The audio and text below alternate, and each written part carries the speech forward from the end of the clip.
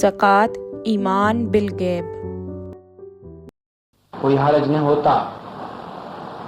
تو پھر اس کے لیے اہتمام ہی نہیں کرتے۔ پھر بعد میں کس طرح یہ تصور قائم کیا گیا؟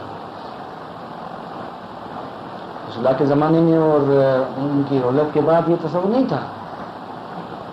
اگر ایسا کوئی تصور ہوتا تو سب مسلمان مل کے یہ طے کرتے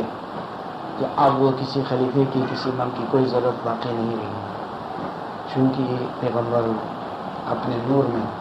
غائب ہے اور خدا بھی اپنی تمام تر قدرتوں کے ساتھ غائب ہے، اور وہی غائب خدا اور غائب پیغمبر ہم کو ہدایت کرے۔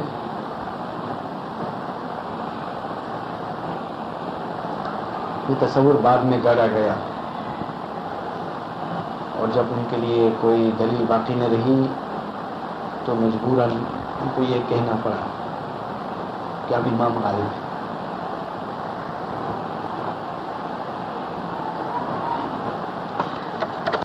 عزیزان من، 24 گھنٹے خداوند کی یاد میں رہنے سے اور ہمیشہ ذکر کرنے سے کامیابی ہوتی ہے، کیونکہ دن رات کو ہم جس طرح سوچتے ہیں، جس طرح ہم خیال کرتے ہیں اور جس طرح ہمارے اعمال ہوتے ہیں، اس کے نتیجے کے مطابق صبح کی عبادت انجام پاتی ہے۔ وہ نتائج اس میں مخل ہو جاتے ہیں، وہ نتائج اس سے نورانی عبادت میں اثر انداز ہو جاتے ہیں، کہ آپ کے نوٹس میں رہیں، کہ آپ کے خیال میں رہیں۔ ایسا نہیں کہ جو آپ اس 1 گھنٹے کے اندر چاہیں وہ ہو پائے، اس کا بھی دخل ہے جو آپ 24 گھنٹے کے اندر کرتے ہیں، آپ کے اعمال جیسے ہیں ویسی عبادت ہو پائے گی۔ اس کے لیے آپ اگر روحانی ترقی چاہتے ہیں تو ہمیشہ نیک ہی کرے اور نیک بنے، اور دل میں نیک خیالات کو جاگزین کریں، پھر انشاءاللہ کامیابی ہوگی۔ اس کے لیے آپ کو دائم الذکر ہونا ہے۔ دائم الذکر کا مطلب یہ ہے کہ آپ اسم اعظم کے موتی کو ہمیشہ منہ میں رکھیں، اسم اعظم کے پر حکمت موتی کو منہ میں رکھے، زبان کے نیچے رکھے، دل میں رکھے، دماغ میں، یعنی کہ خداوند کے مبارک نام کو جاری و ساری رکھیں، ہر وقت اس کو جاپتے رہیں، ہر وقت اس نام کو بولتے رہیں، کرتے رہیں، جلی بھی، خفی بھی، ظاہر بھی، باطن بھی، اور ہر صورت میں، ہر طور سے اس مبارک نام کو یاد کریں۔ پھر اس کے نتیجے میں، اس کی برکت سے آپ کا جو ذکر ہے وہ آگے بڑھے گا اور وہ پر رونق ہوگی، اس سے لذت اور خوشی محسوس ہونے لگے گی، اور اس لذت و خوشی کے اثر سے آپ ذکر میں باقاعدہ رہیں گے، اور روز بروز آپ کا ذکر آگے سے آگے بڑھے گا۔ ایک دن آپ کو روشنی دیکھنا نصیب ہوگا، اور پھر جب آپ روشنی دیکھیں گے تو بہت ہی خوشحال اور شادمان ہو جائیں گے، بہت ہی خوشی آپ کو ہوگی۔ پھر اس کے بعد انشاءاللہ یہ کام آگے سے آگے بڑھے گا۔ اس کے لیے ہمت درکار ہے، تقدیری چاہیے، عقیدتی چاہیے، تقوی اور نیکی، مومنی کی صفات۔ دنیا میں بھی دو شخص آپس میں دوستی اس وقت کر سکتے ہیں جو کہ وہ کسی نہ کسی بنا پر آپس میں مناسبت رکھتے ہیں۔ اگر ان کی طبیعتیں الگ الگ ہیں تو دوستی کبھی نہیں ہوتی، اور ان میں کوئی مشابہت نہ ہو، کوئی رشتہ نہ ہو، یا زبان کا رشتہ، یا قومیت کا رشتہ، یا کسب و ہنر کا رشتہ، کچھ بھی تو رشتہ ہونا چاہیے تاکہ دوستی ہو سکے، اس کے بعد کوئی دوستی نہیں ہوتی ہے۔ چنانچہ خدا کے ساتھ دوستی بھی اس بنا پر ہو سکتی ہے کہ خدا کی صفات میں سے کچھ آپ میں موجود ہوں، خدا کی خوبیوں میں سے کچھ آپ میں پائی جائیں، بڑے پیمانے پر نہیں، کچھ خوبیاں، خدا کی خوبیاں آپ میں پیدا ہوں، تو پھر خدا کے ساتھ دوستی ہوگی۔ سمندر کے ساتھ خطرے کی دوستی ہو سکتی ہے، مقدار کی کوئی بات نہیں ہے، سمندر عظیم ہے اور خطرہ حقیر ہے، لیکن ان دونوں کے درمیان ہم جنسیت اور رشتہ پایا جاتا ہے، وہ بھی پانی اور یہ بھی پانی، وہ عظیم ہے، بے پناہ ہے سمندر، اور یہ بہت چھوٹی مقدار میں ہے، اس کی کوئی بات نہیں، دوستی ہوگی۔ ذات ایک ہے، صفات ایک ہے اور رشتہ ایک ہے، تو خطرے کی دوستی سمندر سے ضرور ہوگی۔ اس مثال پر اگر خداوند نور ہے تو آپ کے دل میں ایمان کی تھوڑی سی روشنی ہونی چاہیے، تو اس نور کے ساتھ اس روشنی کی دوستی ہوگی۔ اگر خداوند رحیم اور رحمان ہے تو آپ کے دل کے اندر تھوڑا سا رحم اور شفقت مہربانی ہونی چاہیے، تاکہ خداوند کی عظیم رحمت اور آپ کے تھوڑے سے رحم کے آپس میں دوستی ہو۔ اسی طرح ہر صفت کی یہی مثال ہے کہ جو صفات خدا کی ہیں ان میں سے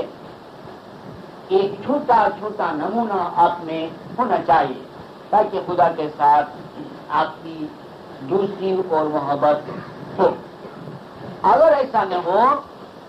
آپ کی صفات خدا کی صفات کے برخلاف ہوں، تو پھر کبھی دوستی نہیں ہو سکتی ہے۔ پانی کے ساتھ آگ کی دوستی نہیں ہوتی، تاریکی کے ساتھ روشنی کی دوستی کبھی نہیں ہوتی، امیری کے ساتھ غریبی کی کبھی دوستی نہیں ہوتی، یہ ضد ہے، اپوزٹ ہے۔ تو دو اپوزٹ چیزوں کی باہمی دوستی نہیں ہو سکتی ہے، اور کیوں نہ ہو، اسی معنی میں اسماعیلی مذہب کی تعلیم ہے کہ امام یا بنی آدم ادعنی اسألک مثلی حیا لا تموت وغنیا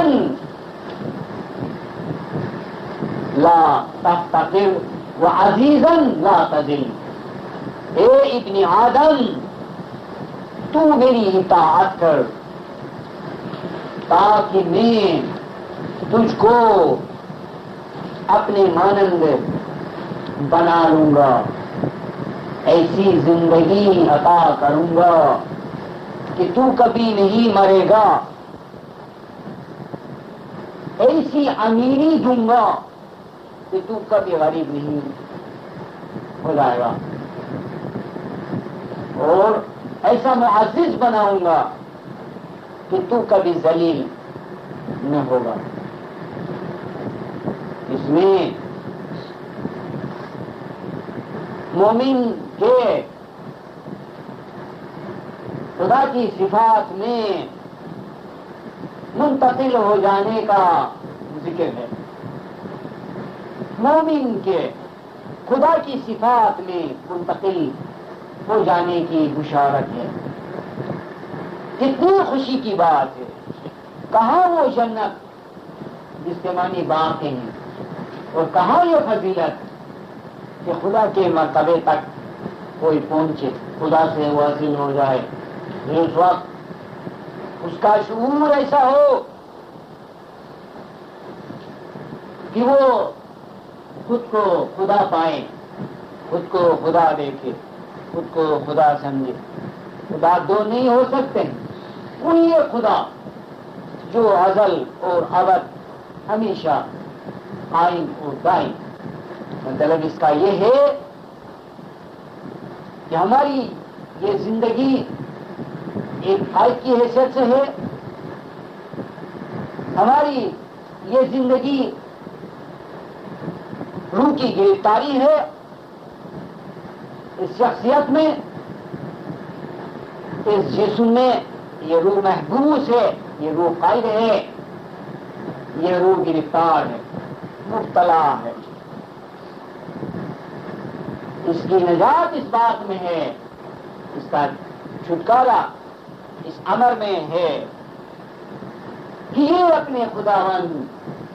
کی فرمان برداری و اطاعت کرے، تاکہ اس حدیث قدسی کے بموجب اس کو نجات اس طرح سے ملے اور اتنی بڑی نجات ملے، اتنا بلند رتبہ اس کو عطا ہو کہ یہ خدا کے مرتبے پر فائز ہو جائے، خدا کے مرتبے پر فائز ہو جائے، اور اس زندگی کو، اس سفلی زندگی کو خواب و خیال سمجھے۔ جس طرح ایک انسان خواب کے عالم میں کہیں کسی مصیبت میں گرفتار ہو جاتا ہے، کیا کرتا ہے اور وہ اسی طرح مصیبت میں مبتلا ہو جاتا ہے اور بہت اس پر دکھ اور رنج گزرتا ہے۔ اتنے میں یکایک وہ جاگتا ہے، اس خوف کے زور سے، اس وحشت سے، اس ہراس سے وہ جاگتا ہے۔ جاگنے کے بعد ایک دم سے اس کو خوشی کا احساس ہو جاتا ہے، وہ شکر کرتا ہے کہ ابھی ابھی خواب کے عالم میں جو اس نے کیفیت دیکھی تھی، خوف کی کیفیت، تکلیف کی، رنج کی، مشقت کی، گرفتاری کی، مرنے کی، بیماری کی، وہ اس کا خواب تھا، وہ شکر کرتا ہے۔ وہ کہتا ہے کہ اگر بیداری میں میرا یہ عالم ہوتا تو پھر مجھ پر کیا گزرتا۔ کہتا ہے کہ شکر ہے کہ میری مصیبت خواب ہی میں ختم ہو۔ اسی طرح مومن کی انا جب خدا کی وحدانیت میں منتقل ہو جائے گی